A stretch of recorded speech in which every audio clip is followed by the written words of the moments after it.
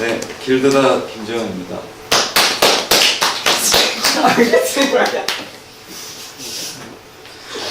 오늘은 지난번에 예고했던 대로 디자인 얘기를 좀 하려고 하는데요. 오늘도 일단 질문 하나로 시작을 좀 해볼까 합니다. 이건 제가 아직 풀지 못한 질문이기도 하고 누구도 쉽게 답을 내리지 못하는 질문일 거라고 생각을 합니다. 질문은 여기 있는 대로 좋은 결과가 더 중요할까 아니면 좋은 과정이 더 중요할까 하는 겁니다. 저는 왜 오늘 이런 어려워 보이기도 하고 아니면 유치해 보일 수도 있는 질문을 가지고 왔을까요? 일단 질문을 가지고 여기 앉아 계신 분들한테 한번 물어보겠습니다. 세연이는 결과가 중요할 것 같아요? 과정이 중요할 것 같아요? 과정이요. 저도 과정이 중요하다는 답이 많을 거라고 생각을 했고요. 근데 제가 재작년에 한 고등학교에 목공 수업을 나가서 이것과 똑같은 질문을 수업 시간에 아이들한테 던졌습니다. 근데 결과는 제가 예상했던 거랑 좀 달랐고 아이들은 결과가 더 중요하다, 과정을 알아주는 사람이 별로 없는 것 같다, 이렇게 대답을 했거든요. 약간 냉정하게 느껴지기는 하지만 어떻게 생각해보면 합리적인 피드백일 수도 있다고 생각을 했어요. 이유는 이제 어른들은 대안교육이나 혁신교육이라고 얘기하면서 아이들에게 좋은 것, 의미 있다는 것을 경험하도록 하지만 결국은 수능 몇 등급, 어떤 대학을 나왔냐, 이런 것들을 가장 중요하게 생각하는 사회에서 그런 경험들이 무슨 의미를 가질 수 있을까, 이런 생각을 해볼 수 있겠죠. 근데 이렇게 말하고 있으니까 디자인 얘기를 하려고 했다기보다 윤리나 철학 얘기를 하려고 한 것처럼 보이는데요. 그리고 그런 얘기를 하는 저는 왠지 더 과정이 더 중요하다고 얘기를 하려고 하는 것 같죠. 맞고요. 저는 사실 지금까지 그렇게 믿고 살아왔던 것 같습니다. 그게 뭐 교육의 영향이었을 수도 있고, 근데 목공 일을 하면서 그런 믿음이 약간 흔들리는 경우들이 종종 있었던 것 같아요. 일단 일례로 한 클라이언트가 저한테 와서 주문을 합니다. 뭐 이런 모양의 테이블을 만들고 싶어요 라고 얘기하면서 사진을 들고 왔어요. 근데 이 사진을 가만히 보니까 이걸 목공으로 만들었을 때 뭔가 문제가 생길 여지가 보이는 겁니다, 저한테. 그러면은 저는 이 사진대로 만들면 안 될 것 같습니다, 이렇게 말을 해요. 근데 이 사람은, 클라이언트는 이 사람은 이렇게 만들었는데요? 라고 물어보는 거예요. 그럼 저는 제 나름대로, 저는 그 사람은 문제가 뭔지 몰랐거나 그걸 만든 사람은, 아니면 그 문제가 뭔지 알면서도 이 모양이 더 중요했기 때문에 그걸 무시하고 만들었을 거다, 이렇게 설명을 하면 클라이언트는 본인이 제가 모양이 더 중요하다고 생각하면 그냥 그렇게 만들어주시면 되는 거 아닌가요? 이렇게 물어보는 거예요. 그래서 결과와 과정에 대한 얘기는 결국 이 지점인 것 같아요. 제가 얘기하고 싶은, 모양이 더 중요한가 혹은 어떻게 만들어졌는지가 더 중요한가, 형태인가 기능인가, 아니면 결과인가 과정인가, 이런 거죠. 일단 물론 결과와 과정, 형태와 기능, 이런 것들은 칼로 구배듯 깔끔하게 둘로 나눠지지는 않죠. 그리고 꼭 형태가 결과일 이유도 없고 과정이 기능이어야 할 이유도 없어요. 근데 일부러 이 문제를 한번 극단으로 좀 가져가 보는 겁니다. 저는 친구 A와 이 문제를 가지고 자주 싸우는데요. 디자이너인 친구는 결과가 좋지 않으면, 즉 모양이 예쁘지 않으면 어떻게 만들었는지가 크게 중요하냐, 이렇게 말하는 경우들이 있습니다. 근데 이 친구가 그렇다고 해서 결과주의자인 것도 아니고 극단적인 사람도 아니에요. 반면 목수일을 오래 했던 저는 모양이 예쁜 것도 중요하지만 그것이 합당한 과정을 거쳐서 만들어지지 않았다면 어떻게든 문제가 생길 거라고 말하는 편입니다. 늘 그런 건 아니지만. 뭐 맨정신일 때는 둘이 적당한 합의점을 찾기도 하지만 술을 마시면 끝나지 않는 대화가 이어져요, 이 주제를 가지고. 어떤 의미에서는 디자이너와 제작자의 입장 차이일 수도 있을 것 같아요. 그런 측면이 분명히 있을 수 있을 것 같고, 근데 두 가지를 동시에 취한다면 사실은 더할 나위 없이 좋겠지만 우리 시대에 그런 것은 거의 없기 때문에 이런 문제가 논쟁거리가 되는 것 같다는 생각이 듭니다, 저는.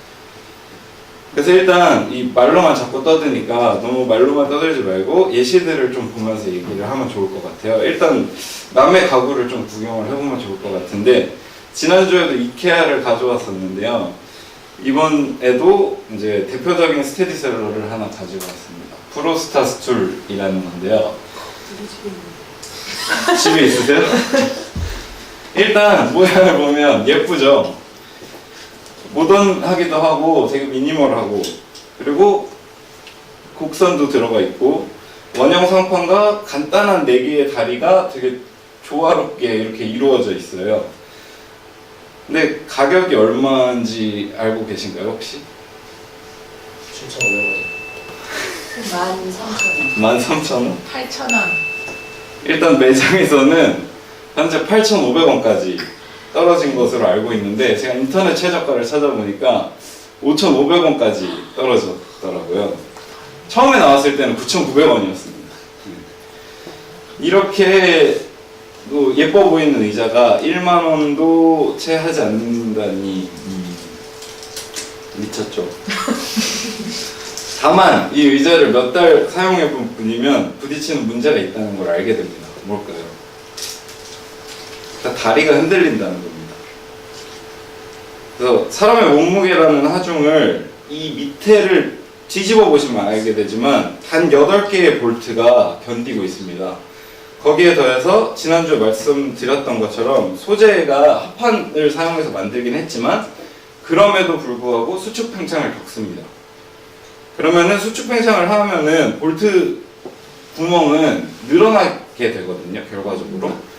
그러면 당연히 볼트가 잡고 있는데 그게 늘어나니까 흔들흔들 거릴 수밖에 없겠죠. 그래서 저는 아파트 쓰레기장에서도 이 수트를 되게 많이 봤습니다. 물론 이제 고쳐서 사용할 수도 있어요. 그러니까 볼트를 조이는 걸 이케아에서는 이렇게 권장을 하고요.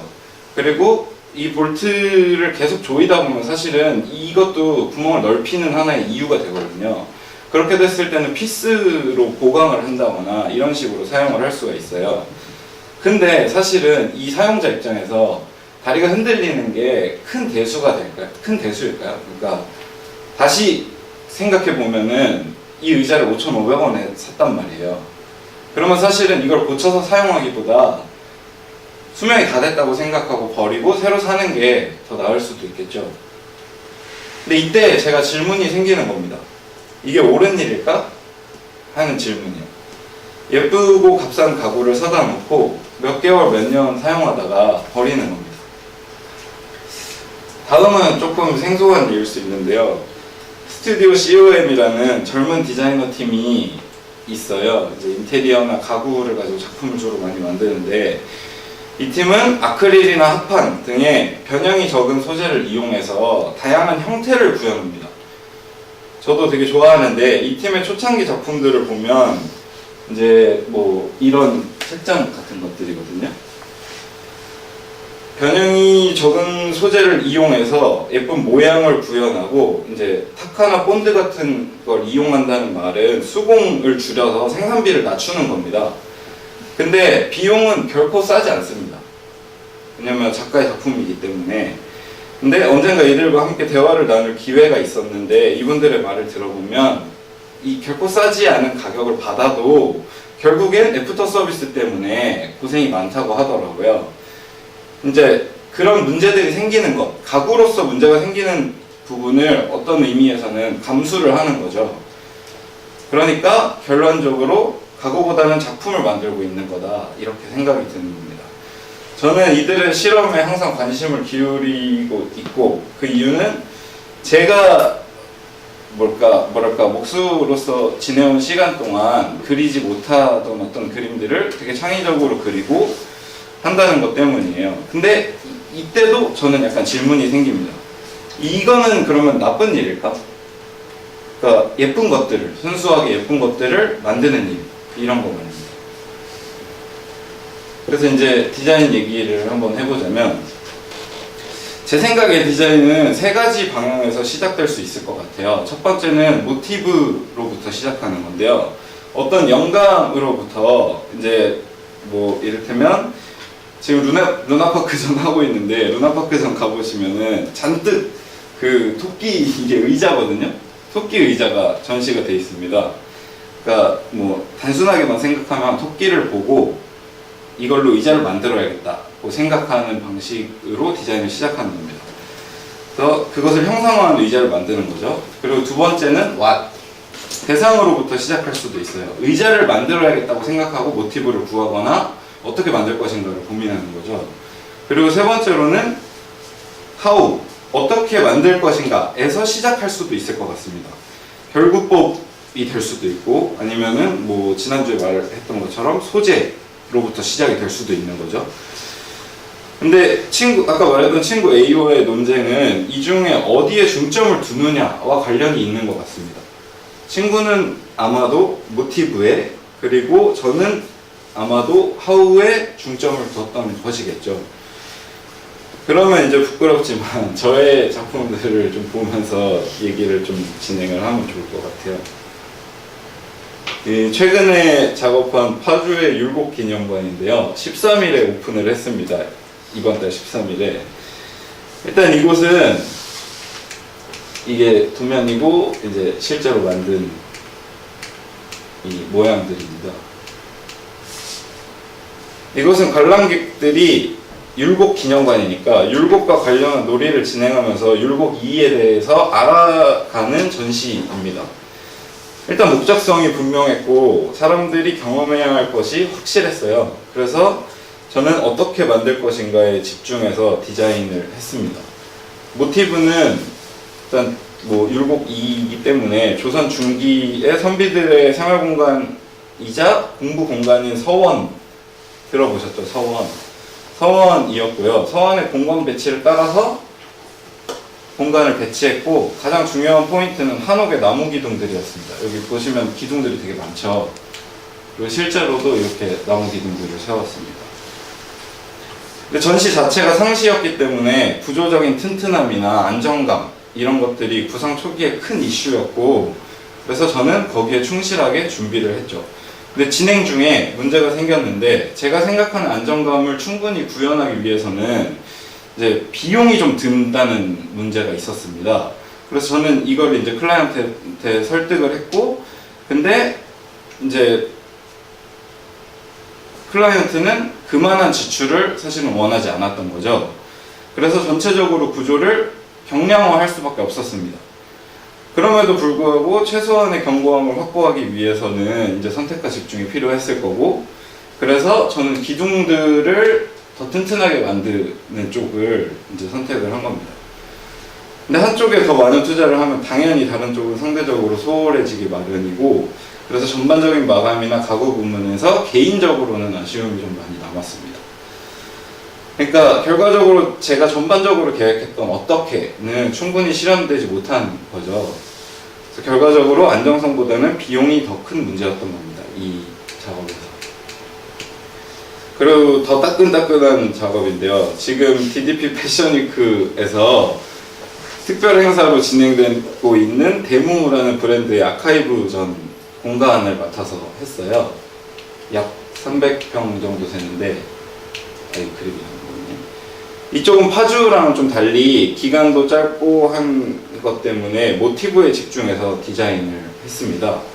근데 시각적인 강렬함이나 첫인상이 사실은 클라이언트가 가장 이제 중요하게 생각했던 부분이었거든요. 근데 저는 데모의 브랜드 이미지, 이게 브랜드 이미지 잘 안 보이는데 네모들이 안쪽에서부터 흰색, 까만색으로 그라데이션으로 이렇게 밖으로 나오는 모양이에요. 근데 이 네모들 그리고 뚜렷한 브랜드 컬러인 블랙 앤 화이트를 기존의 평면에서 3D로 옮겨오는 작업을 하고 싶었던 겁니다. 근데 전시 디렉터가 주 재료로 철제 각파이프를 사용해보면 어떻겠냐고 제안을 했어요. 그래서 저는 그걸 받아들였고 이제 그걸 모티브로 해서 이렇게 작업들을 한 겁니다. 철제 파이프를 이용해서. 근데 문제는 역시 준비 기간이 매우 짧았다는 것이고요. 주어진 시간 내에 그럴싸한 형태를 만들어내긴 했지만 만드는 과정에서 이제 구조적인 안정감이나 완성도 뭐 이런 부분들에서 사실 아쉬움이 되게 많이 남았어요. 그리고 여기서 놀랄만한 사실을 하나 말씀을 드리자면 두 번째 전시는 기간이 20일짜리입니다. 근데 철제 구조물을 세우는데 거의 2천만 원이라는 돈이 들어갔어요. 근데 프레임이 20일 서 있은 다음에는 어떻게 될까요? 다 버려요. 네, 버리게 됩니다. 근데 이런 일들은 사실은 이 판에서는 되게 비일비재한 일이죠. 이처럼 보통의 일들은 앞, 뒤를 다 합쳐서 보통의 일들은 안정성이나 견고함 그리고 그것이 어떤 과정을 통해서 만들어졌는지는 사실은 뒷전인 경우가 되게 많습니다. 오히려 시간이나 비용 대비 결과가 더 중요한 거죠. 마찬가지로 그게 나중에 어떻게 될지는 큰 고려 사항이 아닙니다. 여러분 전시를 관람하고 나서 이런 생각을 해본 적 있나요? 그러니까 이 설치물들, 이 벽들 이런 것들은 이번 전시에 갑자기 새롭게 생긴 건데 이게 끝나면 어떻게 될까? 이런 생각을 해본 사람 없죠? 잘. 네. 그러니까 처음 말씀드렸던 대로 사진을 가져온 클라이언트나 아니면 프로스타스툴의 구매자에게 사실 몇 년 뒤의 일은 그렇게 중요하지 않은 겁니다. 이런 비슷한 과정에 익숙해지면서 그래픽 디자이너인 친구, 다른 친구 B와 농담 삼아 하는 이야기가 있는데요. 와, 오늘도 예쁜 쓰레기를 만들었다 이런 얘기를 합니다. 웃으며 하는 얘기긴 한데 언제나 마음 한편이 좀 안 좋죠.